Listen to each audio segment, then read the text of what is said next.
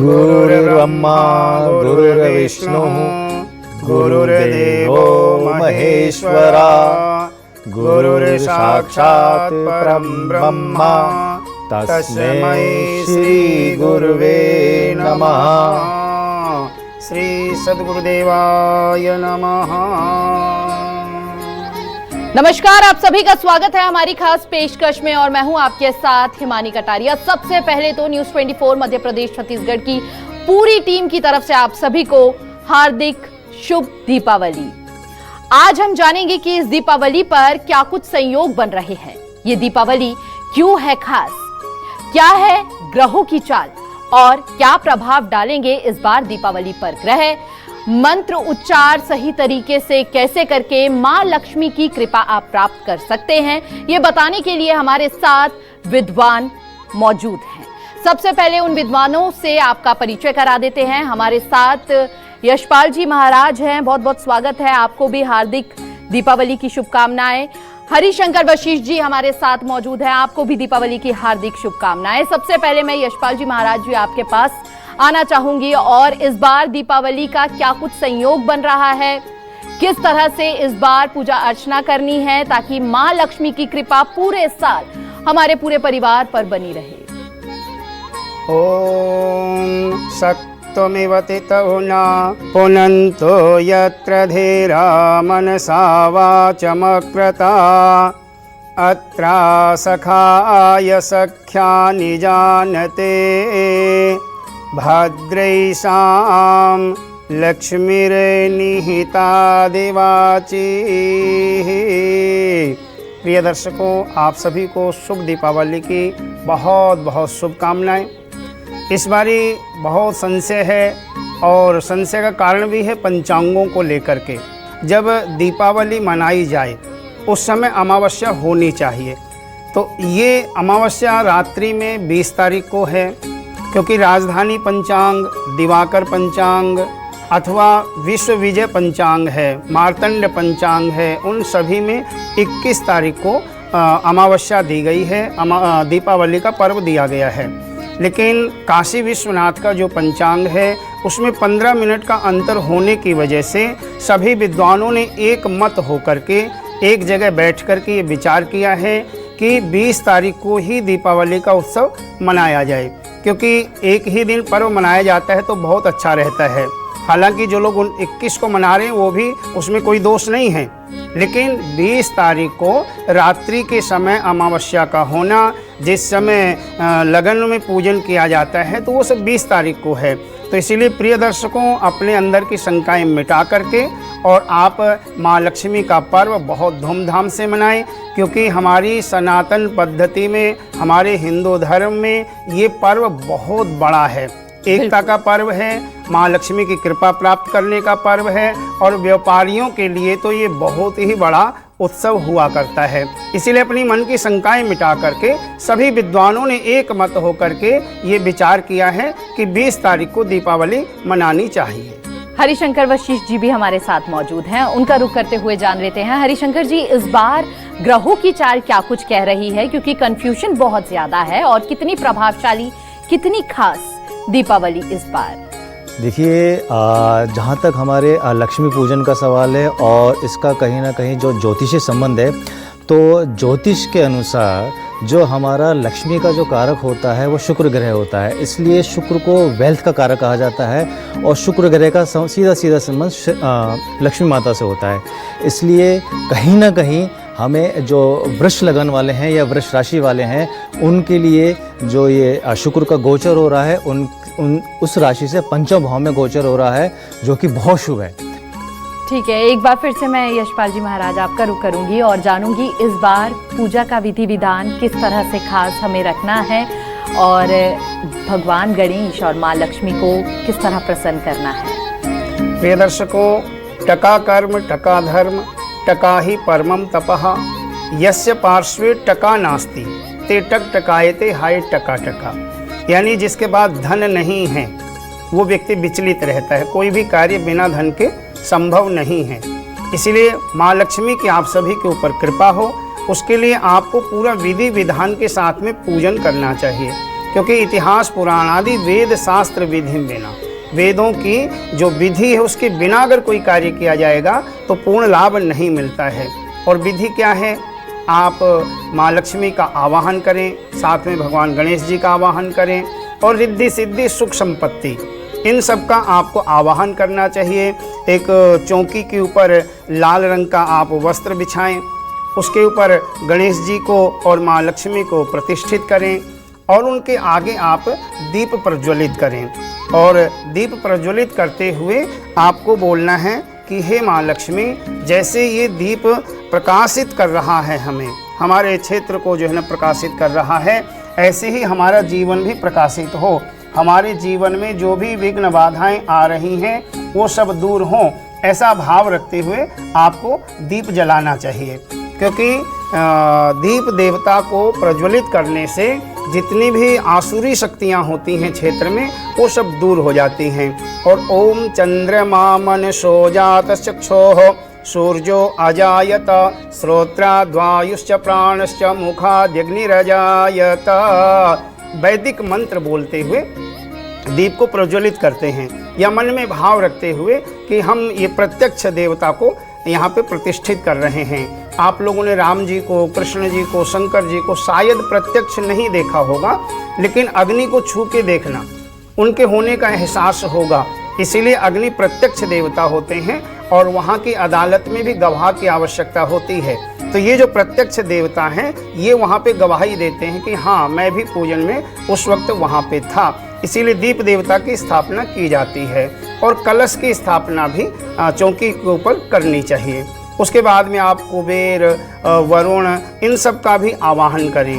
भगवान विष्णु जी का भी और नवग्रहों का भी पूजन दीपावली के दिन करना चाहिए। प्रातः समय अपने पितरों की संतुष्टि के लिए अपने पितरों को भी आप प्रसन्न करें, उनकी भी पूजा करें। क्योंकि पितरों का स्वभाव होता है क्षणे रुष्टा क्षणे तुष्टा, थोड़े में खुश हो जाना, थोड़े में ही नाराज हो जाना। जब भी कोई इस तरह का उत्सव मनाएं, कोई पूजन पाठ आदि घर में करें, तो पितरों को अगर याद कर लेते हैं तो दरवाजे पे बैठ के पहरा देते हैं, वो डंडा लेकर के।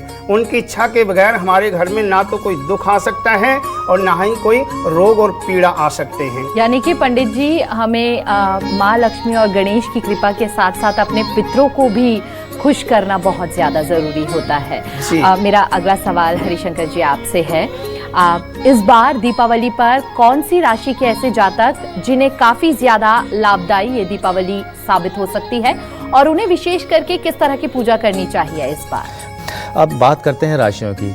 ये थोड़ा सा जो मेष राशि है, पहली हमारी मेष राशि है। मेष राशि के लिए शुक्र छठे भाव में गोचर करेंगे, जो उनके लिए थोड़ा सा सेंसिटिव रहेगा। तो ज्योतिष के अनुसार जो हमारा लक्ष्मी का जो कारक होता है वो शुक्र ग्रह होता है, इसलिए शुक्र को वेल्थ का कारक कहा जाता है और शुक्र ग्रह का सीधा सीधा संबंध लक्ष्मी माता से होता है। इसलिए कहीं ना कहीं हमें जो वृष लगन वाले हैं या वृष राशि वाले हैं उनके लिए जो ये शुक्र का गोचर हो रहा है उस राशि से पंचम भाव में गोचर हो रहा है, जो कि बहुत शुभ है। उसके बाद आ जाते हैं हमारी मिथुन राशि। मिथुन राशि के लिए ये आपके चौथे घर में गोचर करेंगे।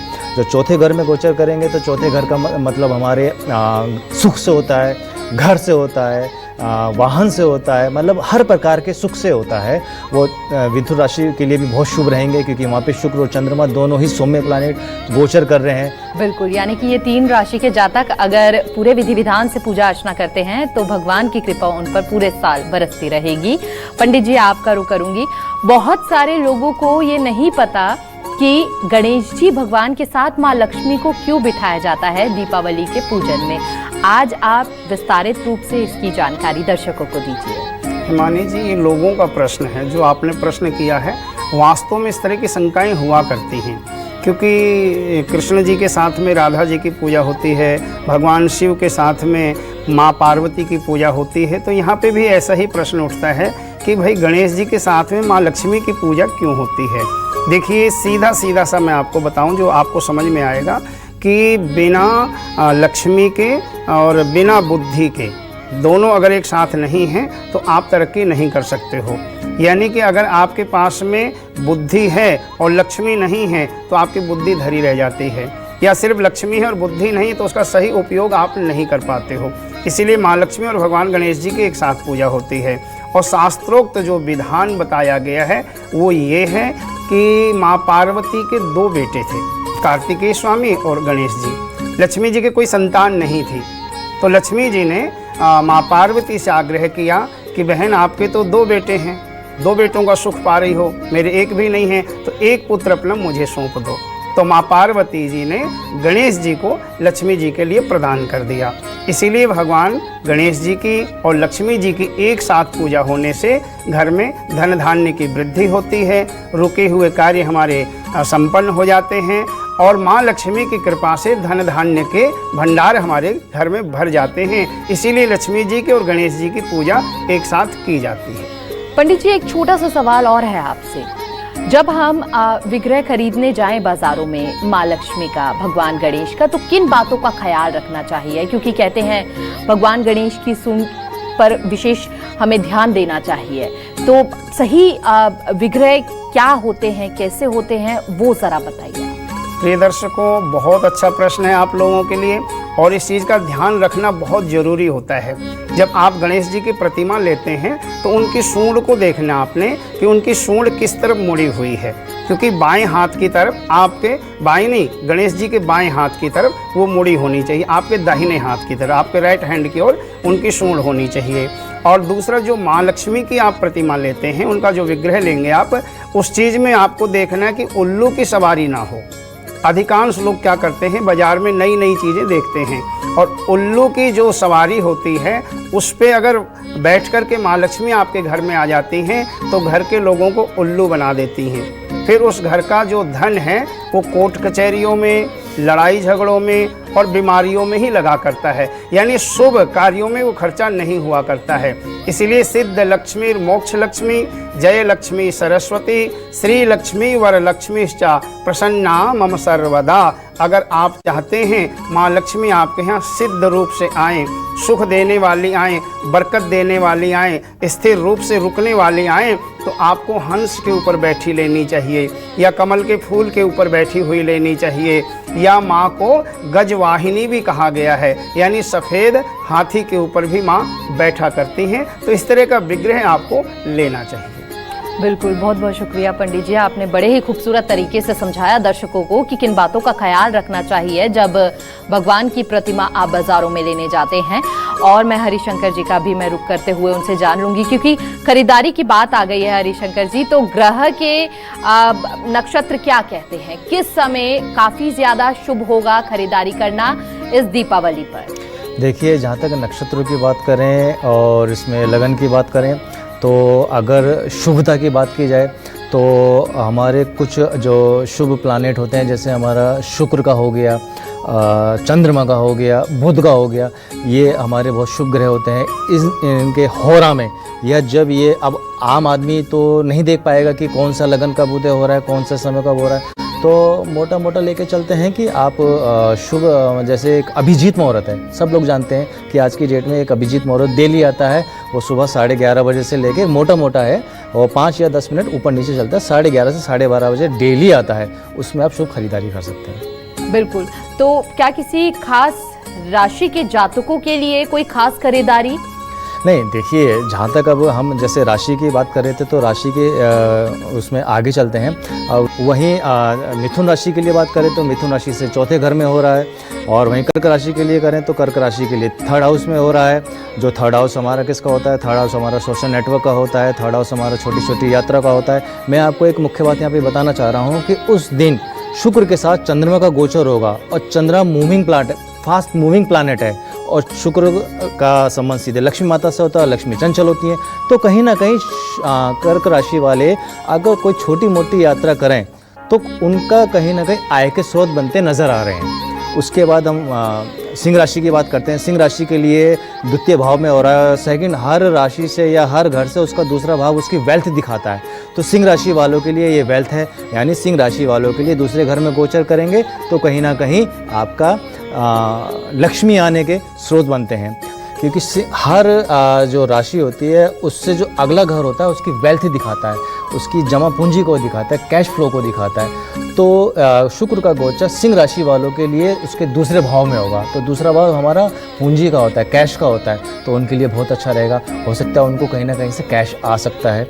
और उसके बाद बात करते हैं हम कन्या राशि की, और कन्या राशि में खुद गोचर कर रहे हैं, तो कन्या राशि वालों के लिए भी शुभ है। अब कन्या राशि के ऊपर ही शुक्र का गोचर हो रहा है, तो उनके लिए भी बहुत शुभ है।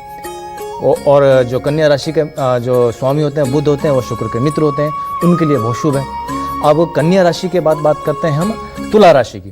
तुला राशि के लिए जैसे मैंने बताया 12वें घर में गोचर कर रहे हैं, तो कहीं ना कहीं एक्सपेंसेस बढ़ते हुए नज़र आ रहे हैं, कहीं ना कहीं अनएक्सपेक्टेड खर्चे हो सकते हैं। तुला राशि के लिए थोड़ा सा सेंसिटिव है, क्योंकि जो शुक्र का जो गोचर हो रहा है तुला राशि वालों के लिए 12वें घर में गोचर हो रहा है। जो 12वां घर हमारा किसका होता है? एक्सपेंसेस का होता है, व्यय का होता है, अनएक्सपेक्टेड खर्चों का होता है। तो उनके लिए थोड़ा सा ये सेंसिटिव है, तो उनको थोड़ा सा ध्यान देने वाली बात है। तो आपने सुना किस तरह से कौन सी राशि के जातकों को विशेष ख्याल रखना है इस बार खरीदारी के दौरान। एक बार फिर मैं पंडित जी का रुख करूंगी और उनसे जान लेती हूँ कि कमल का क्या विशेष महत्व है, क्योंकि पूजा के समय कमल चढ़ाना बेहद ही शुभदायी माना जाता है दीपावली के दिन। प्रिय दर्शकों, ये जो कमल का फूल होता है, इसको आप देखेंगे माँ लक्ष्मी इसके ऊपर विराजमान होती हैं। भगवान विष्णु के हाथ में आपको पद्म देखने को मिलता है, पद्म कहा जाता है कमल को। और एक बारी भगवान विष्णु ने भगवान शिव को 1000 कमल के फूल चढ़ाने की प्रतिज्ञा की कि मैं 1000 फूल चढ़ाऊँगा। अब ये 999 फूल चढ़ा चुके थे। एक फूल भगवान शिव ने अपने पाँव के नीचे दबा लिया, यानी छिपा लिया। अब भगवान विष्णु सोचने लगे मैं क्या करूं, क्योंकि एक फूल तो कम पड़ गया। तो भगवान विष्णु ने क्या किया, अपनी आँख को निकाला और कमल के फूल की जगह भगवान शिव के चरणों में अर्पण कर दिया। और भगवान विष्णु को कमल नेत्र कहा गया, यानी कि इसको कमल को नेत्र भी कहा जाता है। माँ लक्ष्मी को और भगवान विष्णु को बहुत प्रिय है। जो लोग अपने पूजन में इसको शामिल करते हैं उनकी मनोकामना बहुत जल्दी सिद्ध होती हैं, इसलिए कमल का बहुत बड़ा महत्व हुआ करता है। पंडित जी, एक चीज़ और मैं आपसे जानना चाहूँगी कि इस दीपावली पर कितने दीपक जलाने चाहिए? क्या दीपक जलाने को लेकर भी कोई संख्या शुभ मानी जाती है? जी हाँ, इसमें क्या होता है कि जैसे आप 31 दीपक जलाएं, अथवा आप 51 दीपक जला सकते हैं, या फिर 108 जला सकते हैं, या फिर साल में 365 दिन होते हैं तो आप 365 दीपक जला सकते हैं। तो इस तरह करके इसमें ऐसा नहीं है कि इतने जलाने ही ज़रूरी हैं। अगर सामर्थ्य नहीं है तो आप 31 दीपक भी, यानी महीने के हिसाब से जितने दिन हैं उतने आप दीपक जरूर जलाएं। और ये दीपक आप माँ लक्ष्मी के आगे जलाएं, भगवान विष्णु के आगे जलाएं, आप मंदिर में जा कर के जलाएं, या ऊपर छत पे आपको आकाश में दीप दान करना चाहिए। चौराहों पे भी आप जा कर के दीप जला सकते हैं, या जहाँ पे तुलसा जी हैं, तुलसा जी के बिरवे के पास में आपको दीपक जलाना चाहिए। और भी तालाब, नदियाँ, इनके किनारे भी दीप जलाए जाते हैं। और दीप उत्सव का बहुत बड़ा महत्व होता है। दीप जलाने से हमारे जीवन के पाप नष्ट हो जाते हैं और माँ लक्ष्मी की कृपा प्राप्त होती है। हरिशंकर जी, आपका रुख करूंगी और आपसे जानने की कोशिश करूंगी कि इस बार किस राशि के जातकों को सावधानी बरतनी है दीपावली पर, क्योंकि कई बार हम ऐसा देखते हैं कि त्योहारों पर कई बार अनहोनी हो जाती है। तो कौन से राशि के जातकों को सावधानी बरतनी है इस बार? और इसके साथ साथ एक और मेरा सवाल है आपसे कि कौन सी राशि वालों को इस बार करियर में लाभ मिल सकता है और किस तरह से उन्हें पूजा अर्चना करनी चाहिए दीपावली के दिन? देखिए, सबसे पहले तो अभी मैं आपको एक बात बताता हूँ, बहुत आपने नोट किया होगा, अभी पंडित जी ने आपको बताया कि 108 दीपक। अब 108 कहाँ से आया? आप इसको देखिए, जो यहाँ पे कहीं ना कहीं हमारा ज्योतिष के साथ संबंध है। हमारे 9 ग्रह 12 राशि होती हैं, तो जब दोनों को मल्टीप्लाई करते हैं तो 108 आता है। अगर आप 108 दीपक जलाते हैं तो हमारे कहीं ना कहीं 9 ग्रह और 12 राशियाँ वो भी आपको अनुकूल रिजल्ट देंगे, यानी कि उन्हें भी हम पूज लेते हैं। बिल्कुल बिल्कुल, इसलिए 108 का आया है। अब बात करते हैं आपके सवाल का। देखिए, अगर कैरियर की बात करें तो कैरियर हमारा कौन सा होता है? कैरियर का हाउस होता है हमारा 10th हाउस होता है। अब 10th हाउस के हिसाब से हम देखें तो धनु राशि के लिए ये 10th हाउस में गोचर कर रहे हैं। 10th हाउस हमारा किसका होता है? 10th हाउस हमारा कैरियर का होता है, हमारा कर्म का होता है। अगर कर्म उस दिन आप कोई अच्छा कर्म करते हैं, कर्म से रिलेटेड आपका आय का स्रोत नज़र आते हैं, कर्म से रिलेटेड आपकी लक्ष्मी का आगमन का स्रोत बनता है। कहीं ना कहीं इस दिन लक्ष्मी जी की और गणेश जी की पूजा करें, लक्ष्मी का आह्वान करें, पंडित जी ने जैसे बताया, तो उनको कहीं ना कहीं कैरियर में उस दिन, ख़ास तौर से उस दिन बहुत फ़ायदा मिल सकता है। उसके बाद हम बात करते हैं वृश्चिक राशि वालों के लिए। वृश्चिक राशि वालों के लिए ये 11वें घर में गोचर कर रहे हैं। 11वां घर हमारा किसका होता है? 11वां घर हमारा गेन का होता है, आय का होता है और नेटवर्किंग का होता है।